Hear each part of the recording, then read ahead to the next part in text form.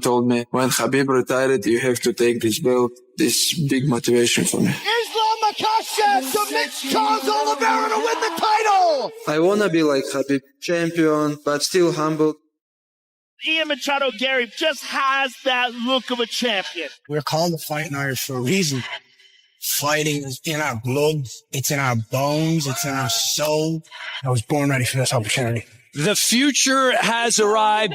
That's it. Ian Garry! Line them up, I'll knock them out.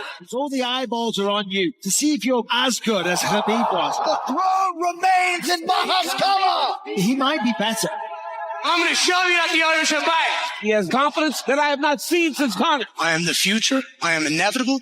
Islam crushes people. Everybody know about Dagestan wrestling. And nobody can stop. Our countries have history in the game, the biggest rivalry in the sport. You can run, but you can hide. Islam, you're done. He talked too much, but after this fight, he never talked about me again.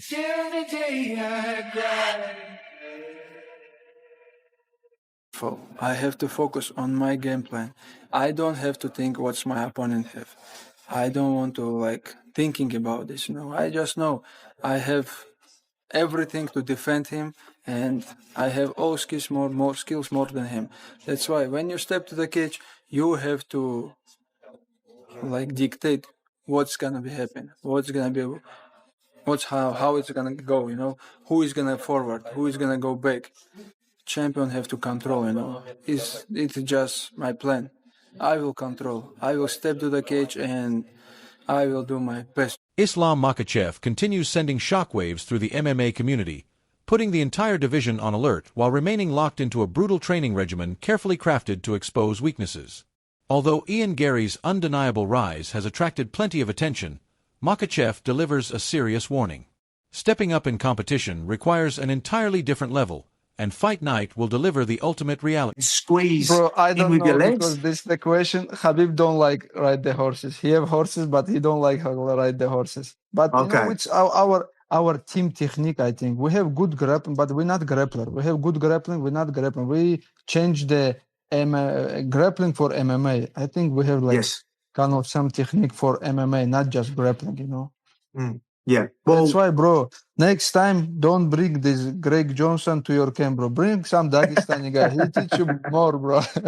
Ian Garry has shown some underrated grappling defense, really good scrambles. He's obviously more of a striker, and that tends to lead to kind of what you were saying to Islam, a little bit of boring fights, right? Because that style that he has, it almost reminds me a little of Sean Strickland, that it could lead to some boring fights. But I want to see, because Islam said this, we didn't get the chance to ask him. He said with JDM that he was, I don't know if you saw him say this, but he said that fight, he knows it was boring, but he was like, I got to win, right? This is, I need to first get the welterweight. So I want to see with this one, if now he has that double champ status, is he going to try to show a little bit more stand-up? Because look what he did to Volk, right? He has those stand-up skills. So I'm curious if we see a little bit more of that with Ian Garry. So it's going to be interesting to see how Ian Garry goes about this fight, because he is taller. I think I saw somewhere where Ian Garry's 6'3" and Islam is 5'11". I'm not sure if those stats are legit, but I saw that. So I'm like, okay, he's going to have the reach advantage. But at the end of the day, he's got to be able to get to Islam, and Islam's got to be able to get to him. So it could be a little cat and mouse game on the feet. But once he gets to the ground, Islam's going to get to that position. He's going to stay in half guard, and then he's going to look to wait for Ian Garry to turtle, so you get that choke, and then it should be curtains. But I'd be curious to see what he does after this fight, whether he wins or loses. Does he stay in the welterweight division and continue with this lifestyle of being a welterweight? Or will he be like, you know what, guys, I want to go back to lightweight. I want to test myself back down there. It'll be curious to see what option he goes with in this stage. Islam Makhachev shared preparation insights with Demetrius Johnson, giving fans a peek into his training camp and adjustments he's made to match his opponent's cardio. While he's added specialized training, Makhachev remains committed to his core fight strategy, applying pressure, dragging the fight to the ground, and hunting for a stoppage. He sees his opponent as a skilled fighter, but believes his flashy persona damages his credibility. Makhachev thinks his rival is working too hard to manufacture hype. Completely unfazed by the pre-fight theatrics, The champion is confident fans will ultimately back him over his outspoken opponent, and he's promised. Person. Yeah. I think he's good person, good guy, but he act like he's like bad boy, something like this. But I tell in the interview also, we'll make him humble, we'll make him good guy. As Islam Makhachev and his opponent continue their fiery war of words, Alexander Rock's fellow fighter Alexander has nothing to do with this matchup. However, Alexander Volkanovski certainly does, and he sees the fight unfolding quite differently. Volkanovski believes a patient approach will serve Makhachev well, while a high-volume strategy may not be the most effective choice for his opponent. According to Volkanovski, Makhachev's grappling could become the decisive factor, allowing him to control the fight, drag his opponent down, and be pretty safe. And if he's doing the right things, Islam won't waste too much energy going for something that's not there. But I believe he will eventually get the takedowns, and that's where he can win rounds or even get the finish. I think Islam's going to get the win. He can definitely get the submission to finish. I think he can get it to the ground. I can see Ian Garry having success in some of the, some of his stand-up, some of the wall work stuff. I think he will mix it up, try and stay very long and be very patient. I think he's going to have to play a boring style to be very effective and try and do it for 25 minutes, which is going to be hard. I'm going to have to go with Islam. I think he eventually gets it down. He'll win rounds because of that. Alexander Volkanovski also identifies a challenge for Islam Makhachev, pointing to his length and range management as a potential hurdle.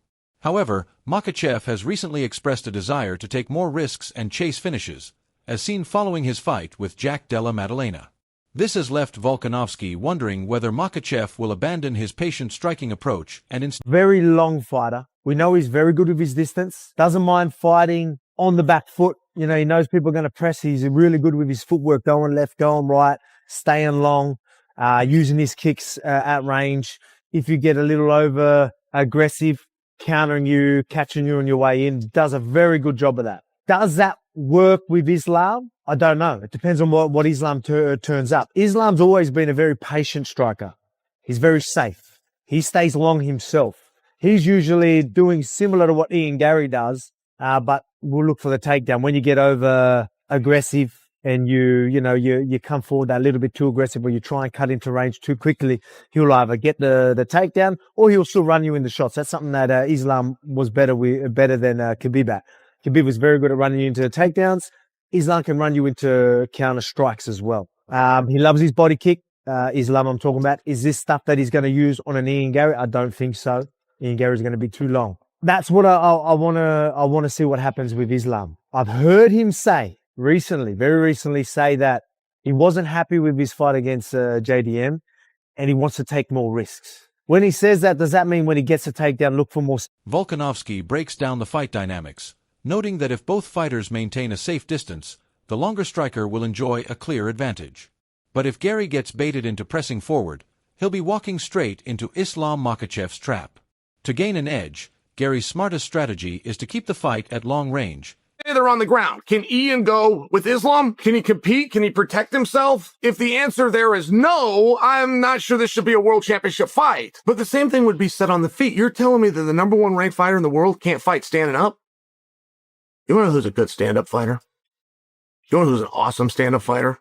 Volkanovski. And do you want to know who beat Volkanovski in a stand-up fight? Islam. You want to know who's a really good stand-up fighter? Teddy Atlas has gone so far as to say the best boxer in MMA is Dustin Poirier. And do you want to know who held his own tit-for-tat with Dustin Poirier standing up? Islam. But I don't fully know what to... Building on Alexander Volkanovski's breakdown, Chael Sonnen added another compelling reason why Islam Makhachev is almost impossible to prepare for, regardless of how the fight unfolds.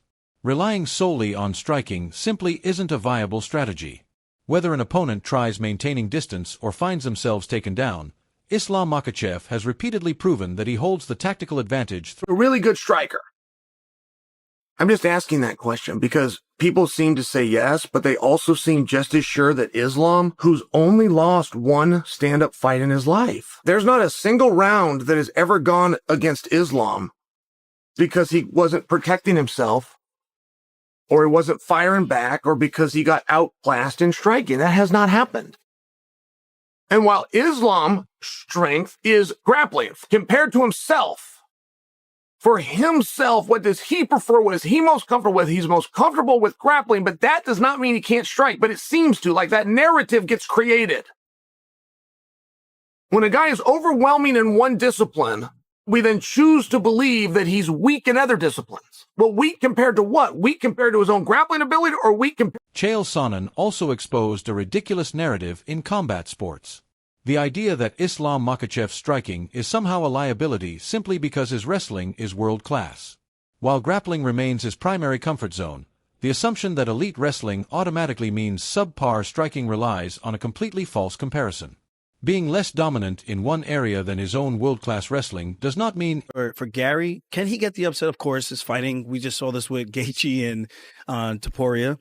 But I would say Islam has the one shortcut way to win. Push him against the cage, take him down. And even if he presses him against the cage, I'm curious to see if Garry can do damage in the clinch. Whenever I'm in the clinch with somebody, I always tell the guys, look for your knuckles and hit the eyeball. Hit the nose, hit the soft spots that's going to make this guy uncomfortable in the clinch, not looking for his foot sweeps, where he's comfortable just resting on you, looking to set up his takedown, his next transition. And I learned this from Brian Caraway, my first pro loss. Aljamain Sterling explained what he believes is Islam Makhachev's most reliable route to victory. Sterling stated that pinning him against the fence neutralizes his striking and creates the clearest path for Makhachev to drag the fight onto the mat. To counter this, Sterling suggests Garry must make the clinch as uncomfortable as possible, using Islam's toughest fight that we've seen recently. I think that stylistically, Ian Garry is a pretty bad matchup for him, to be honest. He's long, rangy, moves really well. You don't often see him getting taken down and held there. Super tall, super, elusive, elite striking, judges the distance really well. He's young, he's fresh, he's not had, loads of damage or anything like that. He's not got a lot of miles on the clock. But then we're talking about Islam Makhachev, mate. In my opinion, pound for pound number one, or in the argument at the minute for that. Once he gets hold of you, you're done. He's got that left head kick. People are saying, there's reports across the board, he's the strongest person that people have ever fought. Apparently he's so physically strong, which is something that you can't see on TV. What, just from a wrestling perspective? Yeah, I think that's something that you can't really see. I mean, when you watch an opponent, right, you can always see the speed that they move, the techniques that they're using, the game plans and all that kind of stuff. What you can't see is how strong somebody is physically.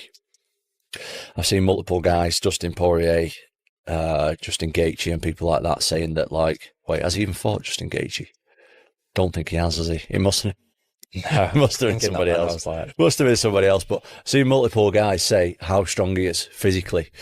And once he gets older guys, they don't seem to be able to escape. Ian Garry, though, very tough guy to get hold of. Moves his feet really well. Does everything good. And I think people overlook it. Tom Aspinall reveals a hidden yet crucial factor behind Islam Makhachev's dominance, his overwhelming physical strength. Aspinall explains that once Makhachev gets hold of Garry, that brutal strength becomes the ultimate equalizer, allowing Makhachev to control the fight. Garry turned up the mental warfare during his initial face-off with Islam Makhachev. By doing so, he wanted to establish himself as the dominant psychological force and pile pressure onto the pound-for-pound king. Asked about their earlier media stare-down, Garry dismissed its importance, calling it merely a preview of the main event. He believes the real test of mental toughness will arrive